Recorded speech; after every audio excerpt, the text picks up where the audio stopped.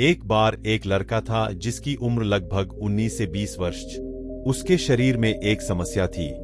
उसकी हड्डियां बहुत कमजोर हो गई थी। उसकी हड्डियों से कटकट की आवाज आती थी। उसके दांत भी कमजोर हो गए थे, जिसके कारण उसके मसूड़ों में दर्द रहता था। वह लड़का हमेशा बेचैनी और कमजोरी से परेशान रहता था। किसी ने उसे बताया कि पास के शहर में एक गुरु रहते हैं जो इस समस्या का समाधान बता सकते हैं।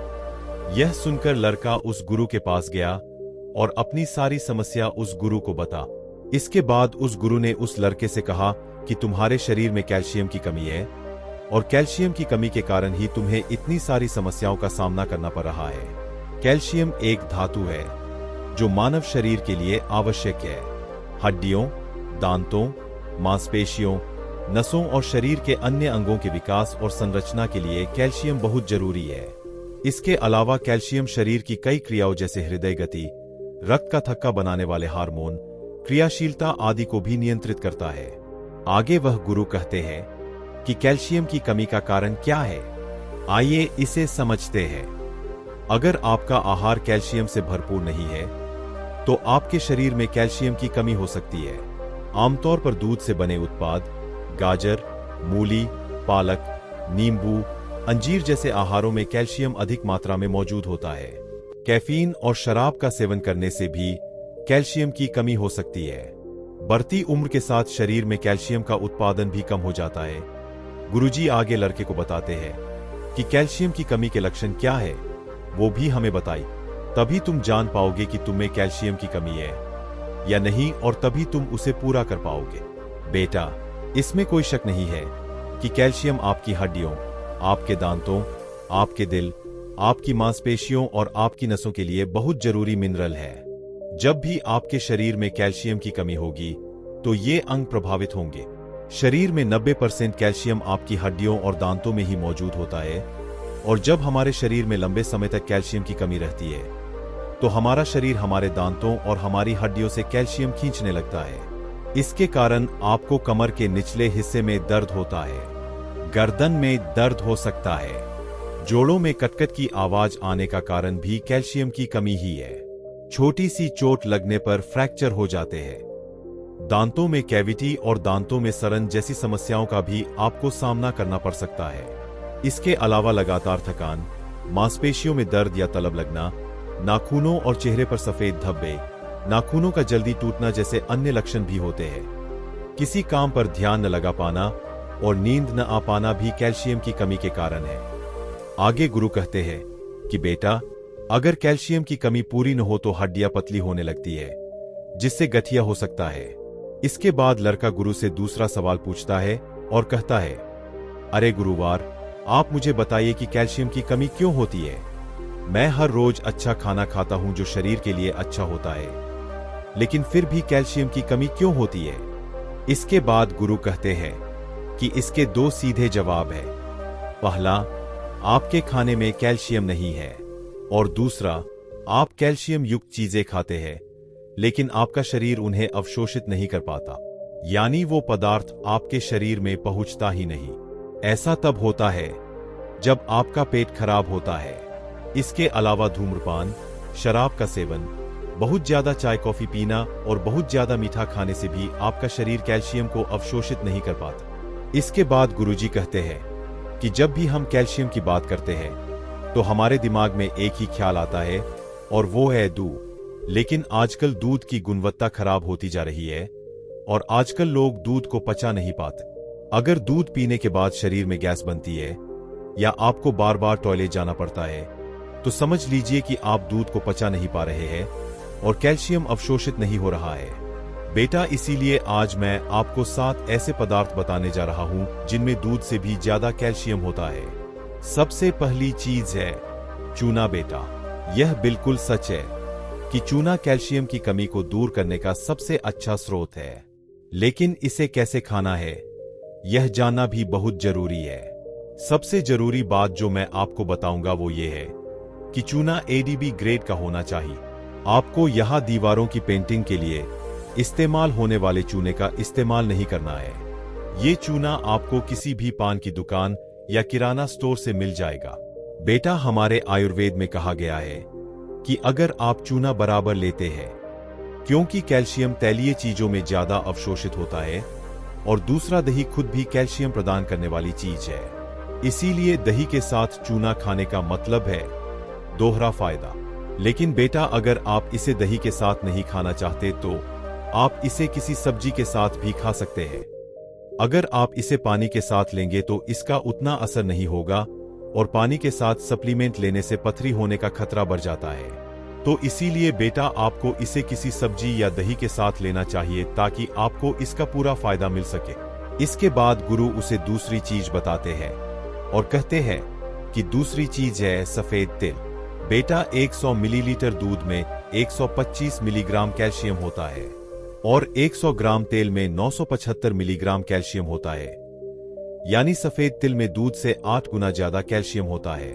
लेकिन बेटा, फिर भी हम दूध को कैल्शियम का सबसे अच्छा स्रोत मानते हैं, इसलिए दूध की जगह आपको सफेद तिल का इस्तेमाल करना चाहिए। इसके अलावा आप तिल और गुड़ की चिक्की भी खा सकते हैं, लेकिन गर्मियों में आपको ज्यादा तेल वाला खाना नहीं खाना चाहिए। गर्मियों में आपको तिल को सूखा भूनना है और इन्हें थोड़ी मात्रा में आटे में मिलाकर आप इसकी टिकिया बनाकर खा सकते हैं। इसके अलावा आप इसे थोड़ी मात्रा में दूध में भी ले सकते हैं।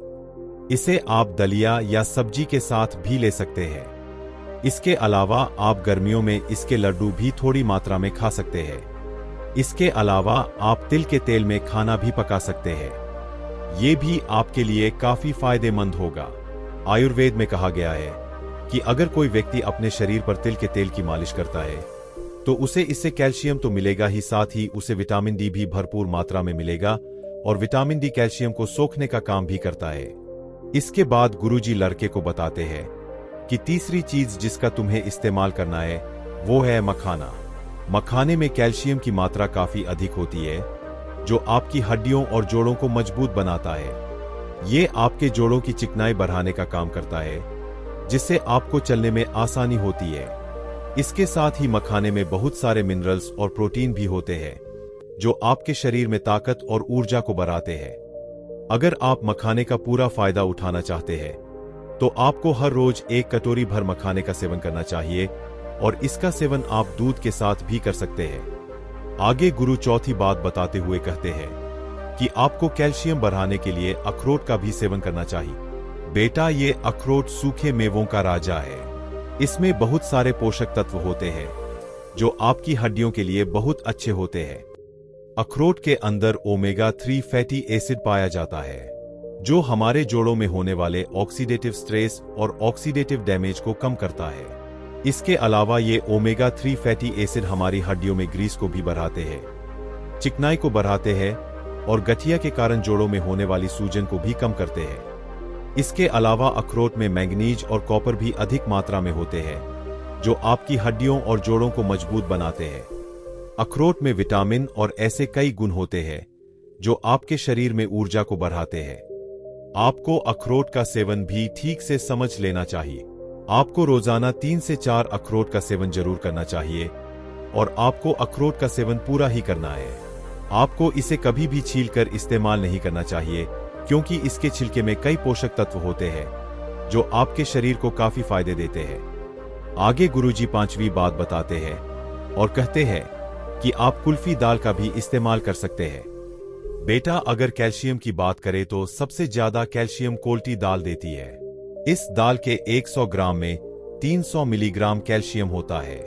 बेटा, लोगों को डर रहता है कि अगर उन्होंने कैल्शियम खाया तो वे बीमार पड़ जाएंगे, लेकिन यह दाल इसके उलट आपकी बीमारी तोड़ने का काम करती है। इसके बाद गुरुजी 6ठी बात बताते हैं और कहते हैं, राजगिरा जिसे अमरंत या रामदाना कहते हैं, बेटा, इसकी गिनती अनाज में नहीं होती है। इसका मतलब यह है कि इसे व्रत के दिनों में भी खाया जा सकता है।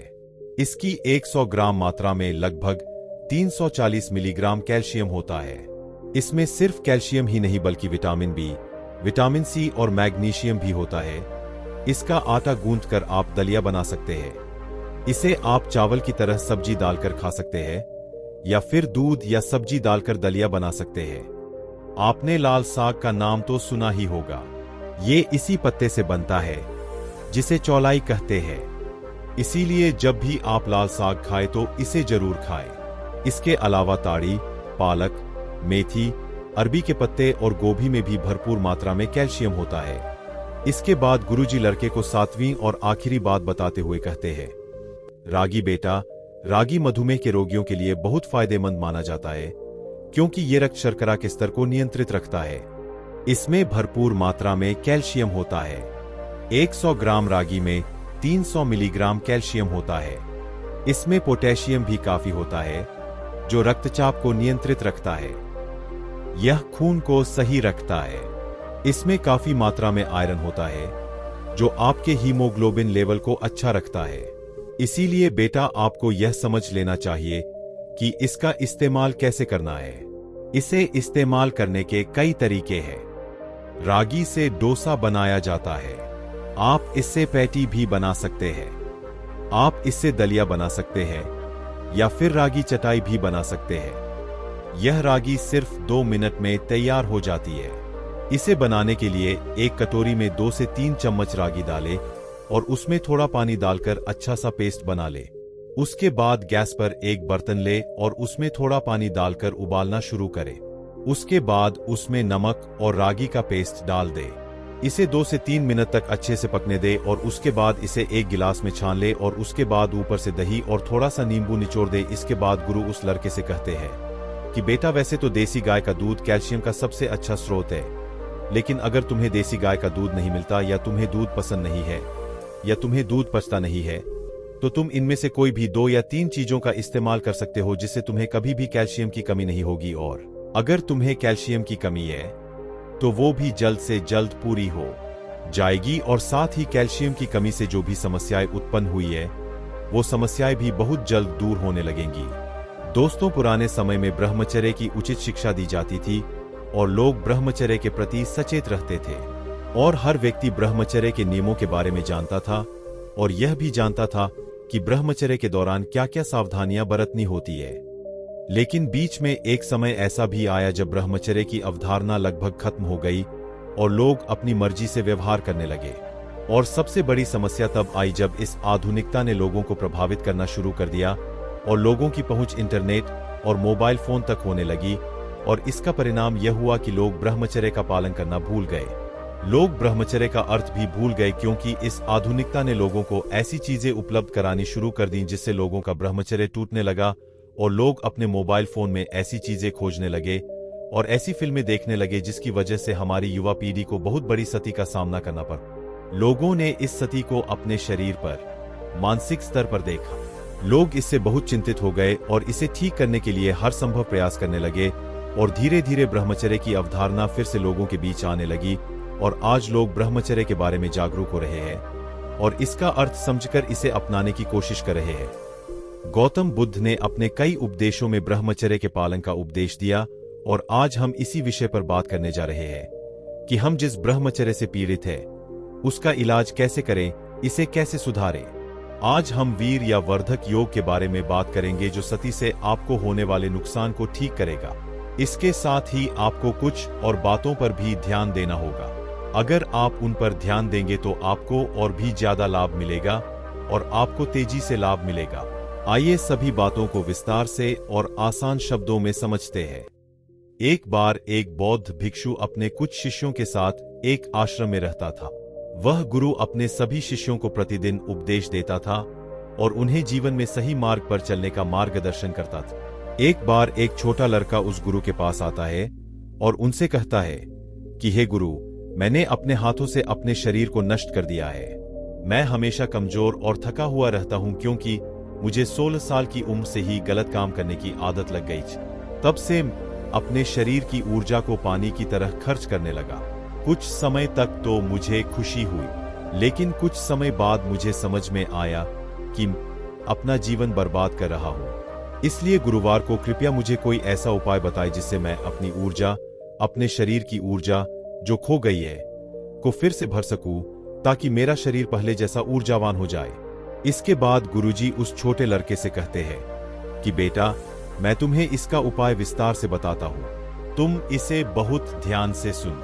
देखो, अगर तुम्हें किसी भी कंटेनर में कोई तरल पदार्थ सुरक्षित रखना है तो यह जरूरी है कि तुम इसे अच्छी तरह से समझ कि उस कंटेनर में किसी भी तरह का छेद नहीं होना चाहिए।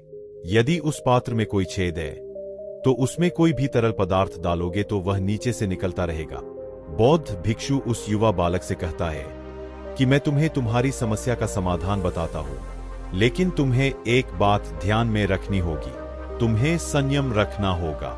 इसका मतलब है तुम्हें अपने गलत कार्य को रोकना होगा। मैं जानता हूं बेटा कि मन को रोकना कोई आसान काम नहीं है, क्योंकि मन ही व्यक्ति को विचलित रखता है। और बेटा, जैसा तुम्हारा जीवन आज से पहले रहा है, जैसी तुम्हारी आज से पहले के जीवन की यादें रही है, उसके अनुसार मन को रोकना इतना आसान नहीं होगा। तुम्हारे मन में वही विचार आएंगे और फिर तुम्हारा मन वही कार्य दोबारा करना चाहेगा। लेकिन यदि तुम संकल्प कर लो कि आज से मैं ये सारे गलत कार्य छोड़ दूंगा, नहीं करूंगा, तो तुम धीरे धीरे अपने मन को नियंत्रित कर पाओगे। और संकल्प के कुछ दिनों के बाद एक समय ऐसा आएगा जब तुम अपने मन पर विजय पालोगे।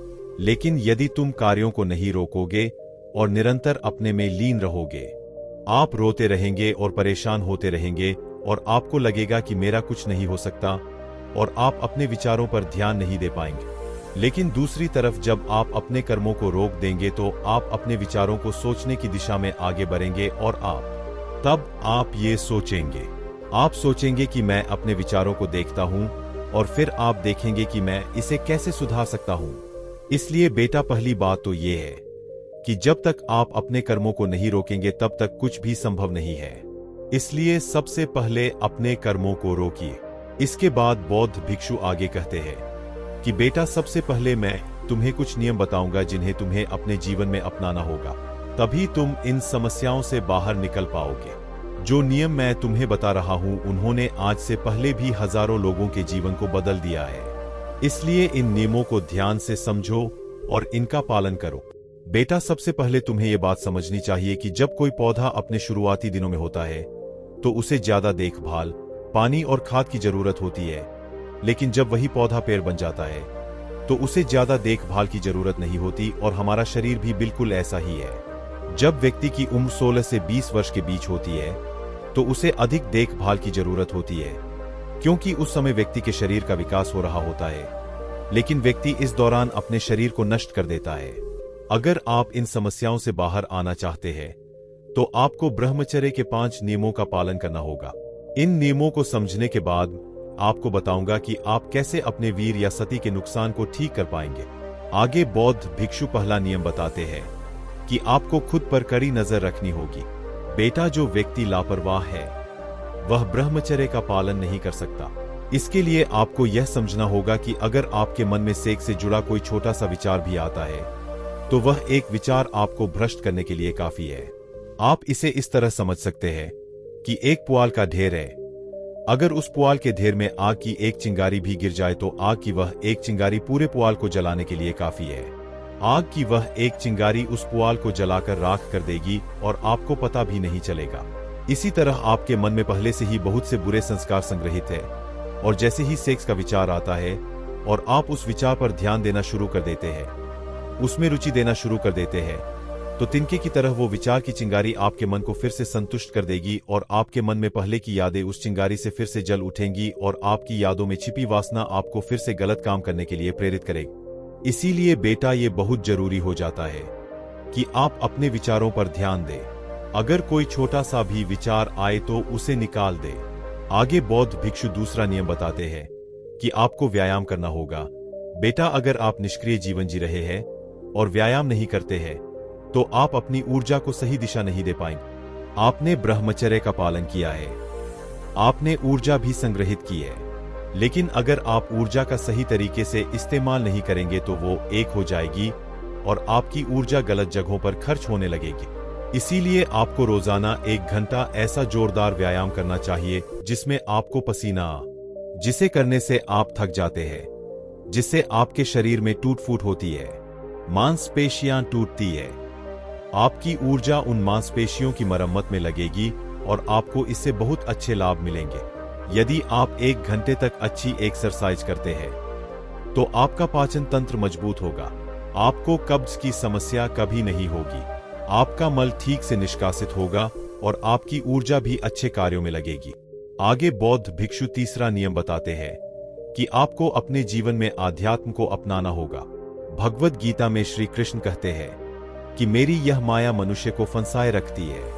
यदि आप खुद को इस माया से बाहर निकालना चाहते हैं या इस माया से ऊपर उठना चाहते हैं तो केवल मेरा नाम लेकर, मुझसे जुड़कर, अपना मन मुझ में लगाकर आप मेरी माया से ऊपर उठ सकते हैं। जब आपके शरीर में तमोगुण बहुत बढ़ गए हो, जब तक आप उन तमोगुणों से सद्गुणों में नहीं आते, तब तक आप ब्रह्मचारी है। आपका मन चाहता है कि आप इस अंधेरे कुएं में रहें, लेकिन आपको प्रकाश की ओर जाना है। इसलिए आपको मन के खिलाफ काम करना होगा। जैसे जब बर्तनों में चिकनाई होती है, तब इसके विपरीत साबुन का उपयोग करके हम उस चिकनाई को हटाने में सक्षम होते हैं। आपके मन के साथ भी ऐसा ही होता है। इसे इस तरह से समझे, क्योंकि आपके मन की गंदगी को साफ करने के लिए ये भगवान ही एकमात्र साबुन है जो आपके मन की गंदगी को साफ कर सकता है। तो ऐसे में आपकी जहां भी आस्था हो वहां उनसे जुड़े। ऐसा करने से आप चिंताओं से मुक्ति पा सकते हैं। ऐसा करने से आप खुश और ऊर्जावान महसूस करेंगे। इसके बाद गुरु कहते हैं कि चौथा नियम है ब्रह्मा मुहूर्त का इस्तेमाल करना, यानी आपको सुबह 4 बजे उठने की कोशिश करनी चाहिए। आपको ब्रह्मा मुहूर्त के समय का इस्तेमाल करना चाहिए। ब्रह्मा मुहूर्त का महत्व इसलिए ज्यादा है क्योंकि समय अलग अलग प्रकृति का होता है और ब्रह्मा मुहूर्त का समय सत्व गुण प्रकृति का होता है और दिन का समय रजोगुण प्रकृति का होता है और रात का समय तमोगुण प्रकृति का होता है।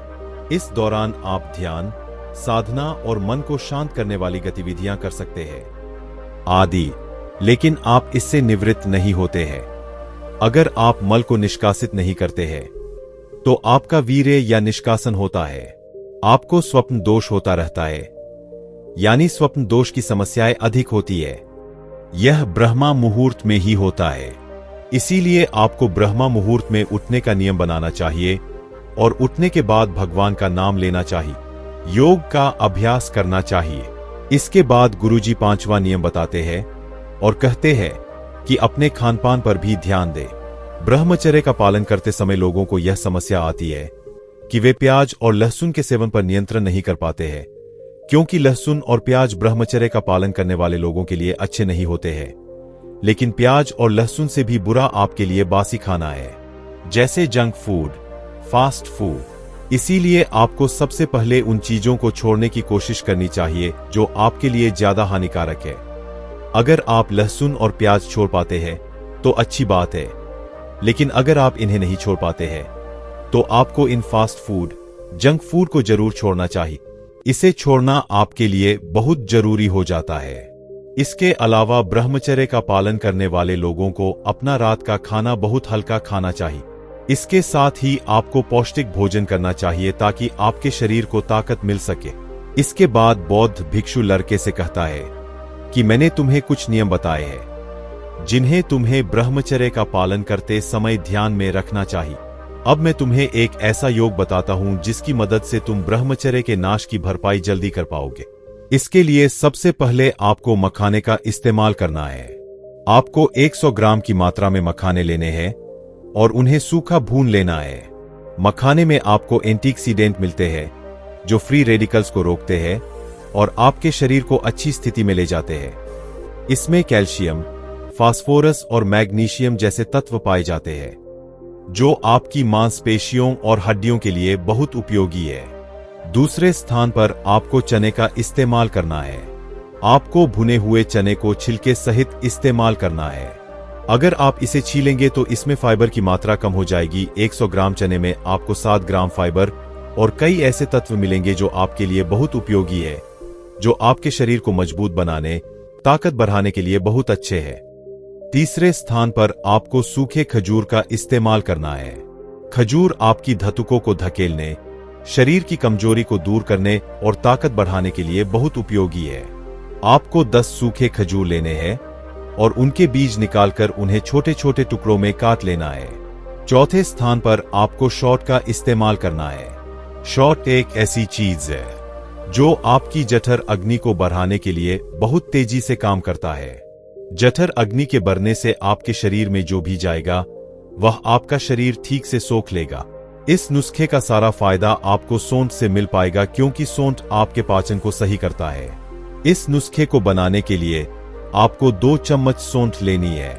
5वें स्थान पर आपको सफेद मूसली का इस्तेमाल करना है। आपको इसे 4 चम्मच की मात्रा में लेना है। और 6ठे स्थान पर आपको अश्वगंधा का इस्तेमाल करना है। यह आपकी मानसिक स्थिति को अच्छा रखने और उसे ठीक करने के लिए बहुत अच्छी औषधि है। इससे आपकी घबराहट दूर हो जाएगी। यह आपके टेस्टोस्टेरोन को बढ़ाने में भी बहुत सहायक है और यह आपकी सहन शक्ति को बढ़ाने के लिए भी बहुत अच्छा काम करता है। इसके भी आपको 4 चम्मच लेने हैं। और 7वीं और आखिरी चीज है मिश्री। आपको 100 ग्राम मिश्री को पीसकर उसका पाउडर बना लेना है और उसमें डाल देना है।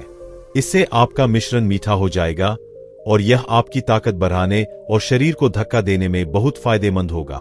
इसके बाद आपको मिश्री में चना, मखाना और खजूर डालकर पीसना है और अश्वगंधा, सफेद मूसली आदि को पीसने की जरूरत नहीं है, जो पाउडर के रूप में है।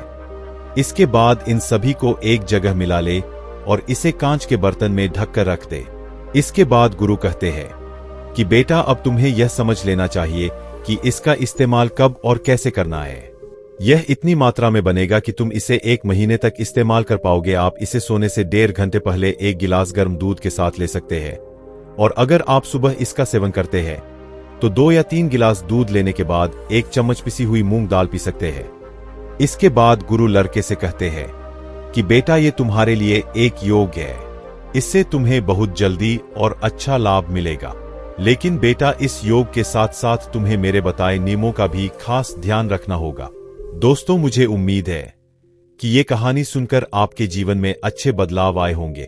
इस वीडियो से आपने क्या सीखा कमेंट करके जरूर बताएं और इस कहानी को अपने परिवार, दोस्तों या अपने करीबी लोगों के साथ शेयर करें और उन्हें इस ज्ञान से परिचित कराएं।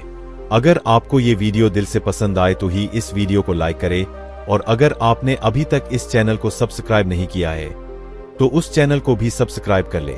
आपका हर दिन शुभ हो और आपका जीवन खुशियों से भर जा। धन्यवाद और नमो बुद्ध।